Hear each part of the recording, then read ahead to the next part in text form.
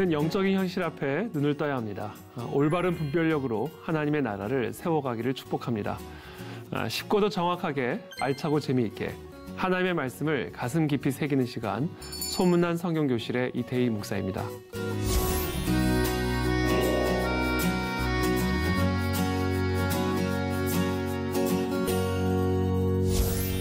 지난 시간에 나눈 내용들 다들 기억하시죠? 이 성경적 세계관이 인류 문명에 끼치는 그 영향에 대해서 우리가 함께 이야기를 나눴는데 오늘 계속해서 그와 같은 내용들을 이어가도록 하겠습니다.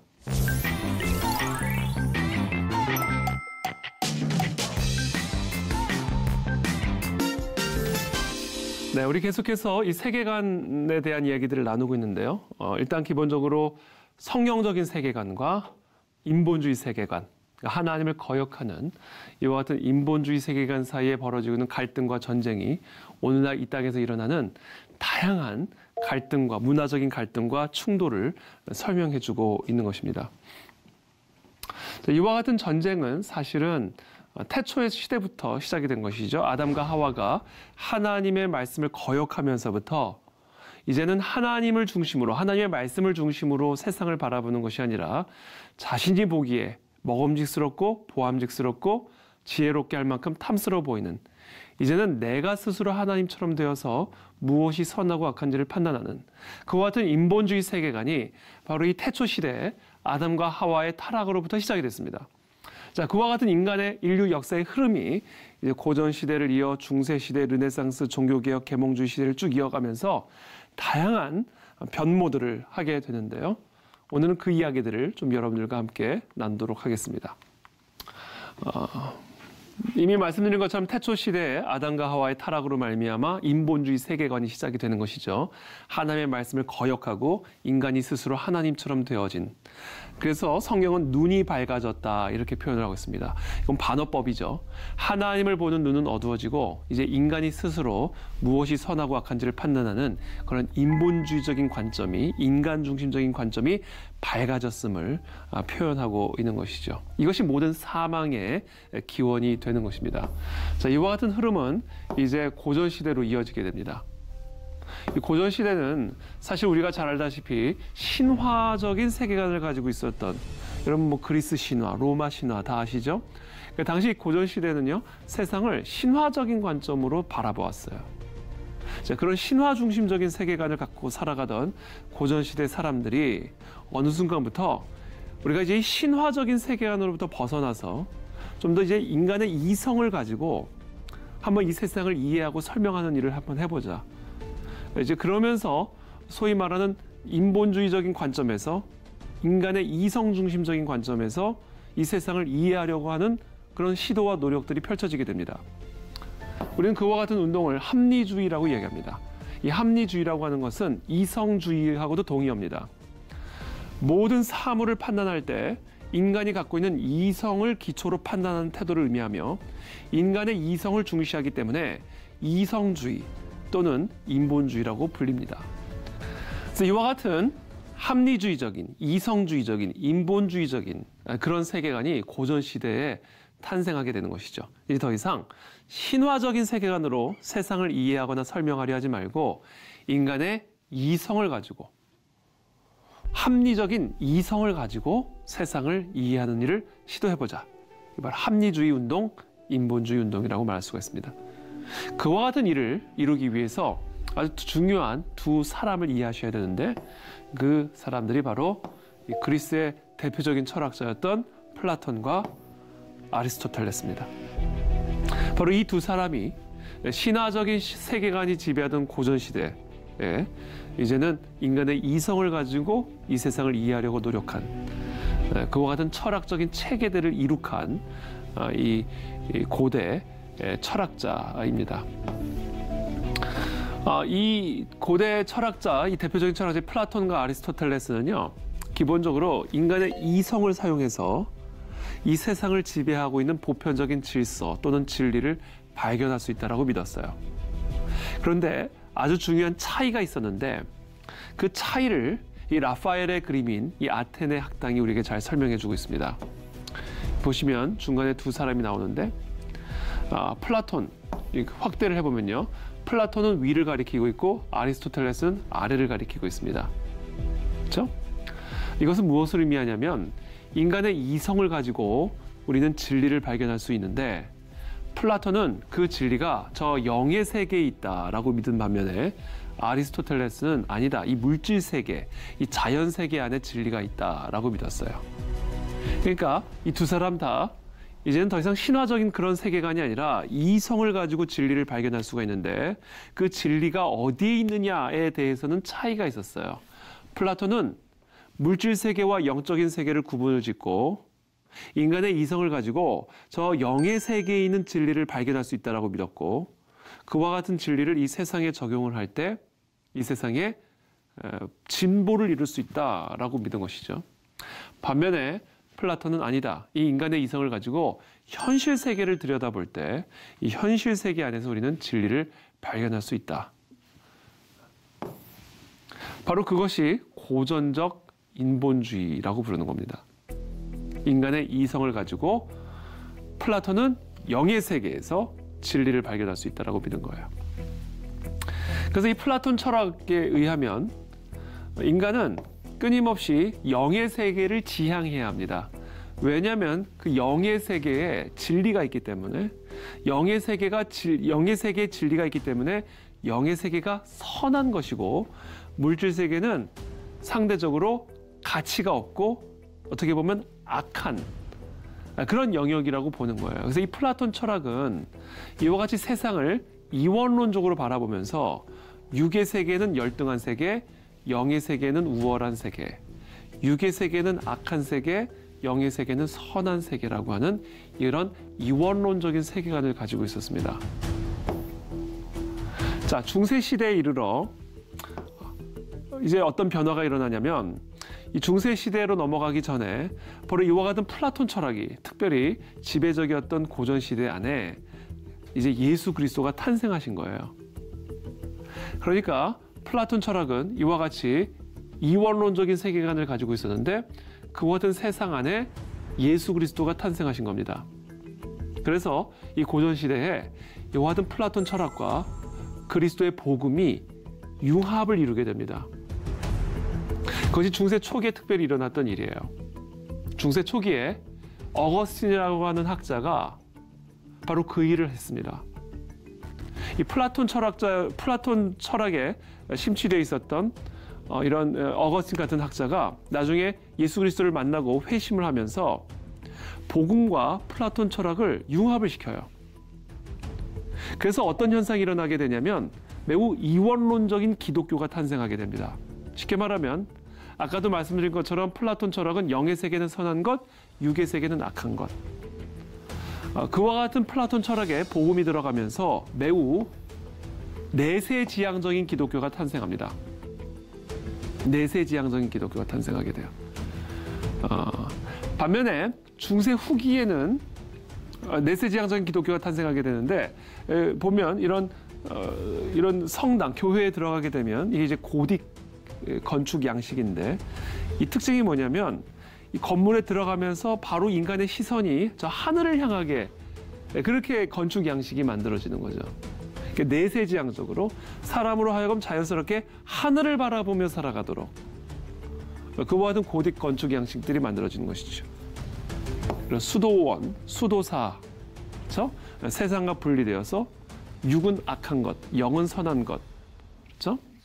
그래서 이렇게 결혼도 하지 못하게 하고 이런 수도사적인 문화, 또 수도원, 세상과 분리된 그런 교회 이런 모든 것들이 사실은 중세 초기에 이런 플라톤 철학의 영향을 받은 이 교회의 열매들이다라는 겁니다. 물론 여기에는 좋은 점도 있고 또 성경적이지 못한 부분들도 분명히 있습니다. 왜냐하면 이 세상도 하나님이 창조하신 세상이기 때문에 우리가 이 세상과 분리되는 것이 아니라 세상과 구별이 되되 우리는 세상 속에서 살아가야 되는 존재들인 것이죠. 왜냐하면 우리는 세상의 소금이요 빛이기 때문에. 그러나 이 중세 초기에 플라톤 철학의 영향을 받은 중세 교회는 매우 세상을 악한 것, 인간의 이성을 악한 것, 그렇죠? 이 현실 세계를 피해야 할 것, 이와 같은 이원론적인 관점으로 세상을 바라보는 그런 기독교적인 문화가 생겨나게 되는 겁니다.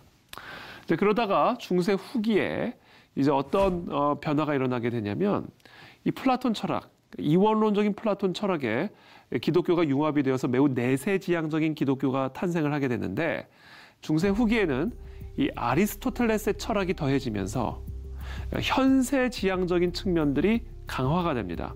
그래서 일종의 균형을 잡게 되는 거죠. 왜냐하면 우리는 이 세상에서 하나님의 나라를 이루어가야 되는 존재이지 이 세상과 단절이 되어지는, 그래서 저 수도원으로 들어가고 저 산으로 들어가고 세상과 분리된 그와 같은 영성을 추구하는 것은 온전한 성경적인 그런 가르침이 아니죠. 물론 그와 같은 수도원이나 수도사들을 통한 놀라운 영적 유산들이 우리에게 주어진 것도 사실이지만 그러나 분명한 한계가 있는 겁니다. 자, 그런 한계가 중세 후기에 이르러서 아리스토텔레스의 철학이 함께 더해지면서 현실 세계도 중요하다. 인간의 육체도 중요하다. 이와 같은 관점의 균형이 이루어지게 됩니다. 이런 중세 후기에 이와 같은 철학적인 변화를 일으킨 대표적인 인물이 바로 토마스 아퀴나스라고 하는 신학자입니다. 자, 이처럼 중세 후기에 이와 같은 균형이 어느 정도 이루어지게 되는 것이죠. 그러나 이게 균형이 어느 정도 잡히는 것 같다가 결국에는 시간이 흐르면서 너무나 인간 중심적이고 현실주의, 현실 세계 중심적인 그런 방향으로 너무나 치우치게 돼버려요. 그렇게 되면서 중세교회가 타락하게 됩니다. 특별히 이 중세 후기에 토마스 아퀴나스라고 하는 그 위대한 신학자는 참 위대하고 훌륭한 일들을 많이 했는데 한 가지 아주 중대한 오류를 범합니다. 그게 뭐냐면 모든 인간이 타락한 것은 맞지만 인간의 이성은 타락하지 않았다라고 주장을 합니다. 그래서 인간의 이성을 가지고 행하는 많은 일들에 대한 면죄부를 줘버려요. 사실 인간의 이성도 하나님의 진리 앞에 복속이 되어 굴복되어야 함에도 불구하고 토마스 아퀴나스는 인간의 이성에 대해 면죄부를 줌으로써 인간의 이성이 행하는 모든 일들을 그것을 정당화시키는 그런 오류를 범하게 됩니다. 그렇게 되면서 인본주의가 강해지는 것이죠. 합리주의적인, 아까 말씀드린 고전적 인본주의 시대에 그런 인간의 이성 중심적인 사고가 너무나 강해지면서 하나님의 말씀 위에 인간의 이성이 올라가게 되었고 심지어 교회보다도 인간이 더 그 위에 서게 된 거죠. 예컨대 교황. 그래서 여러분 우리가 잘 알다시피 중세 교회가 얼마나 타락을 하게 됩니까? 예컨대 면죄부를 판매하죠. 성경에 있지도 않은 그런 면죄부라고 하는 제도를 만들어서 사람들로부터 많은 헌금을 거두어서 로마의 거대한 베드로 성당을 짓는 일에 사용하게 되죠. 이처럼 인간의 이성으로 하는 그런 모든 이성적인 사고 활동들에 대해 면죄부를 줌으로써 결국은 중세 교회에 인간이 하나님의 말씀보다 더 위에 올라가게 되고 인간이 만든 신학적 교리가 하나님의 말씀보다 더 위에 올라가면서 결국은 중세 교회가 겉으로는 매우 기독교적인 문화를, 기독교적인 모습을 띠고 있지만 그러나 그 속에서는 말할 수 없는 타락과 부패가 이루어지게 되는 겁니다. 물론 그 모든 상황 속에서도 아름다운 선한 열매가 분명히 있긴 합니다만 그러나 바로 그와 같은 인본주의 경향이 교회 안에서 너무나 강해지면서 결국은 중세교회가 타락의 길로 걸어가게 되는 것을 보게 되는 것이죠. 그런 상황 속에서 벌어지게 된 일이 뭐냐? 르네상스 운동입니다. 르네상스 운동은 다시 태어난다라는 의미를 지니고 있는 운동이죠. 르네상스 운동 안에도 분명히 기독교적인 그런 문화가 분명히 있습니다만 기본적으로 르네상스 운동이라고 하는 것은요. 이와 같은 타락한 중세 교회에 아주 그냥 학을 뗀 사람들이 이 무지몽매한 흑암의 중세 시대로부터 우리가 벗어나야 된다. 그럼 어떻게 벗어날 수 있는가? 그 해결책을 어디서 찾았냐면 애석하게도 성경의 권위의 회복에서 찾지 않고 고전적 인본주의 시대에서 그 해답을 찾은 거예요. 플라톤 안에서 찾고 아리스토텔레스 안에서 찾자. 고전적 인본주의 시대로 돌아가서 거기서 다시 이 중세 시대의 흑암으로부터 벗어날 수 있는 길을 찾자. 그것이 바로 르네상스 운동입니다. 그러니까 완전한 인본주의 시대로 돌아가자라는 것이죠.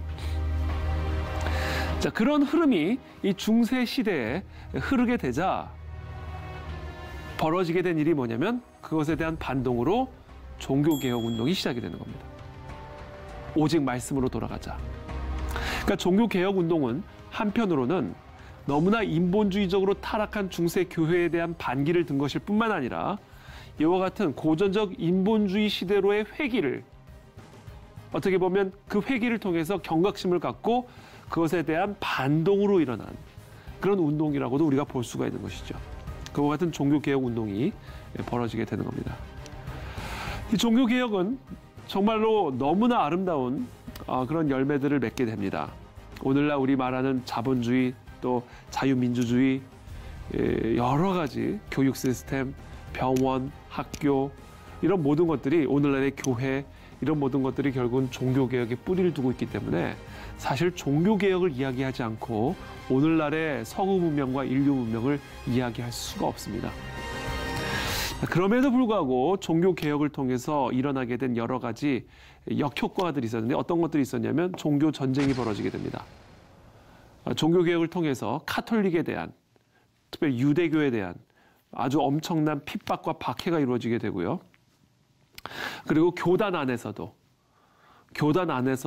갈등과 전쟁을 펼치게 됩니다. 그리고 그런 상황 속에서 과학혁명이 일어나게 되는데 당시 이 중세 교회는 과학의 출현에 대해서 되게 부정적인 입장을 취하는 경우들이 많았어요. 이 과학혁명 자체가 사실은 정말 신실한 그리스도인들에 의해서 이 과학혁명이 이루어졌음에도 불구하고 중세 교회는 이와 같은 과학에 대해서 매우 부정적인 입장을 취했습니다. 예컨대 중세 교회는 지동설을 거부하고 천동설을 지지했죠. 하나님의 형상대로 지음받은 사람이 살고 있는 이 지구가 우주의 중심이지 어떻게 이 지구의 온 세계의 중심인 지구가 태양을 중심으로 돌 수 있냐라는 거예요. 그와 같은 지동설은 옳지 않다라는 겁니다. 지구를 중심으로 태양이 도는 거다. 성경에서도 태양이 멈췄다. 하나님이 태양을 멈추겠다라고 분명하게 기록하지 않았느냐. 자, 이처럼 성경은 사실 과학책이 아님에도 불구하고 중세교회는 성경을 지나치게 과학적으로까지 해석을 하면서 이 과학의 출현에 대해서 매우 부정적인 입장을 취하게 되죠.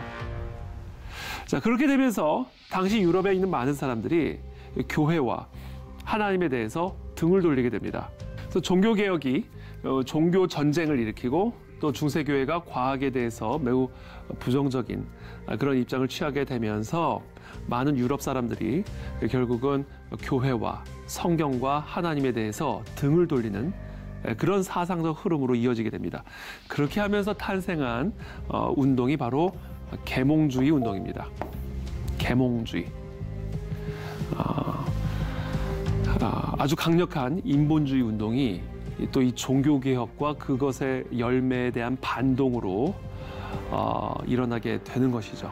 그래서 이런 흐름이 이 인류 문명사에 흐르고 있다는 것을 우리들이 이해를 할 필요가 있습니다.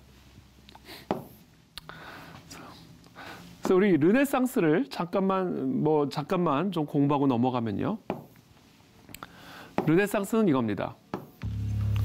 학문 또는 예술의 재생 부활이라는 의미를 가지고 있다. 고대 그리스 로마 문화를 이상으로 하여 이들을 부흥시킴으로써 새 문화를 창출해내려는 운동으로 그 범위는 사상, 문학, 미술, 건축 등 다방면에 걸친 것이었다. 자, 이것이 르네상스 운동입니다. 이 르네상스 운동은 결국은 인간 중심적인 세계관의 회복 운동이거든요. 인본주의 세계관 운동의 핵심이에요, 이 르네상스 운동이. 그래서 그것을 드러내는 이 문화 작품, 예술 작품이 하나가 있는데 이 르네상스 시대의 가장 대표적인 예술가라고 한다면 이제 미켈란젤로를 우리가 꼽을 수가 있겠죠. 이 미켈란젤로의 작품인 이 다비드상, 데이빗이죠, 다윗. 이 미켈란젤로, 이 르네상스의 영향을 받은 이 미켈란젤로의 작품, 이 다윗상을 보면요, 얼마나 이 고전적 인본주의를 향한 인본주의를 향한 그 열망이 담겨져 있는지를 확인할 수가 있습니다. 예를 들면 이 다비드상의 손을 보면요. 전체적인 그 신체 비율에 비해서 손이 매우 크게 표현되어져 있고요. 특별히 힘줄을 아주 섬세하게 표현함으로써 인간의 힘, 인간의 손의 능력, 그걸 매우 강조하는 그런 인본주의적인 그런 모습들을 표현하고 있고요. 특별히 다비드는 할례받지 않은 다비드로 표현을 하고 있습니다.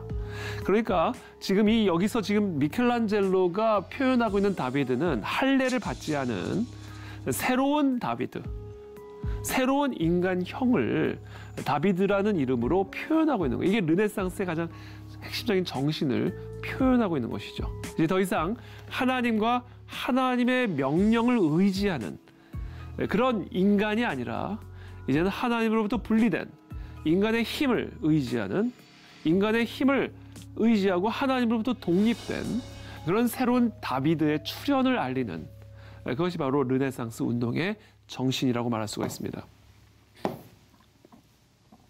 자, 그것에 대한 반동으로 종교개혁 운동이 시작이 되는 것이죠. 르네상스 운동의 가장 핵심적인 구호가 있었던 건 아드폰테스입니다. Back to the basic. 기본으로 돌아가자. 자, 르네상스 운동에 있어서의 베이직은 고전적 인본주의, 플라톤과 아리스토텔레스가 다스리던 그런 합리주의, 인간 중심적인 세계관으로 돌아가는 것이었다면 종교개혁 운동 역시 아드폰테스를 외쳤는데 이 종교개혁 운동에서 외친 Back to the basic은 어디냐? 바로 하나님의 말씀으로 돌아가야 된다라는 것이죠. 그래서 고전적 인본주의, 고전 시대도 틀렸고 중세 시대도 틀렸다. 이제 우리는 하나님의 말씀으로 돌아가 새로운 교회개혁과 사회개혁을 이루어야 된다. 그 길은 무엇이다? 성경으로 돌아가야 된다. 이겁니다. 오직 성경, 솔라 스크립투라. 그렇죠? 오직 성경으로 돌아가야 된다. 그래서 교황도 하나님의 말씀 앞에 무릎을 꿇어야 된다는 거예요. 하나님의 말씀보다 교황의 권위가 더 우위에 있을 수 없다. 교회도 하나님의 말씀의 권위 아래 복속되어야 된다. 오직 성경이다. 그래서 마틴 루터가 95개조 반박문을 제시하면서 특별히 면죄부를 판매하는 이와 같은 중세교회 행태에 대하여 반기를 들므로써 종교개혁의 불씨가 지펴지게 되는 것이죠. 그 핵심 정신이 뭐다? 솔라 스크립투라. 오직 성경으로다라는 겁니다.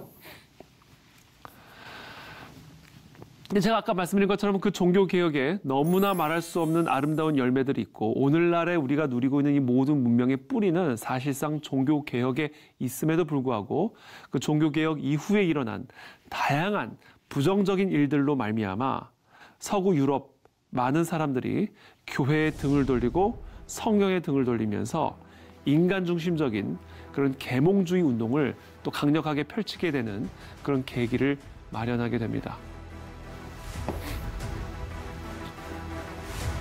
이 계몽주의 세계관의 핵심은 바로 경험론입니다. 아는 것이 힘이다. 프랜시스 베이컨은 이렇게 말합니다. 지식의 기초는 철저히 세상을 실험하고 시험한 결과를 통해 얻어낸 귀납적 추론에 두어야 한다. 이 계몽주의 세계관의 아주 중요한 어떻게 보면 한 축을 담당하고 있는 것이 바로 이 프란시스 베이컨의 경험주의 철학입니다. 이 경험주의는 뭐냐? 경험을 통해서만 진리를 확인할 수 있고 발견할 수 있다는 거예요. 그러니까 결국 이것도 합리주의, 이성주의와 마찬가지입니다. 내가 경험한 것만 진리가 될 수 있다는 거예요. 여러분, 천국을 경험할 수 있습니까? 많은 사람들은 천국을 이 땅에서 경험할 수 없다라고 얘기를 하죠. 천국은 저 영의 세계고 하늘나라인데 이 땅에서 우리가 어떻게 천국을 경험할 수 있냐라는 거예요. 그러니까 경험될 수 없으니까 천국은 존재하지 않는다라는 겁니다. 하나님을 눈으로 볼 수 있습니까? 하나님을 눈으로 경험할 수가 없죠. 그러니까 우리가 눈으로 경험할 수 없는 하나님을 존재한다고 말해서는 안 된다라는 거예요. 그게 바로 경험주의 세계관, 계몽주의 세계관이에요. 그러니까 기본적으로 이 모든 세계관이 인본주의 세계관인 것이죠. 내가 경험한 것만 진리다라는 거예요. 그래서 이 경험주의 사상의 핵심은 아는 것이 힘이다. 어떻게 알 수가 있는가? 경험을 통해서 할 수 있다. 지식의 기초는 철저히 세상을 실험하고 시험한 결과를 통해 얻어낸 귀납적 추론에 두어야 한다. 진리라고 하는 것은, 지식이라고 하는 것은 철저하게 실험적인 경험을 통하여 우리는 확인할 수가 있다는 거예요. 자, 이와 같은 경험주의 사상이 이 계몽주의 세계관의 아주 중요한 한 축을 담당하게 되고, 자, 이와 같은 사상적 흐름이 결국은 서구 유럽 안에 성경 중심적이고 하나님 중심적인 그런 세계관을 결국은 몰아내는 아주 그런 강력한 세계관으로 자리매김을 하게 됩니다. 여러분, 오늘 유익한 시간이 되셨는지 모르겠습니다. 오늘 수업은 유튜브를 통해서 또 다시 보실 수가 있습니다. 복습을 통해서 오늘 나눈 내용을 다시 되새길 수 있게 되기를 바랍니다. 다음 시간엔 오늘 제가 지금 계몽주의 세계관의 이 경험주의 세계관까지 이야기를 했는데, 계속해서 이 계몽주의 세계관에 대한 이야기들을 나누면서 이와 같은 세계관들이 인류 문명에 끼친 영향들을 계속해서 이어서 나눠가도록 하겠습니다. 오늘도 진리 안에서 평안하시기를 바랍니다. 다음 시간에 뵙겠습니다. 감사합니다.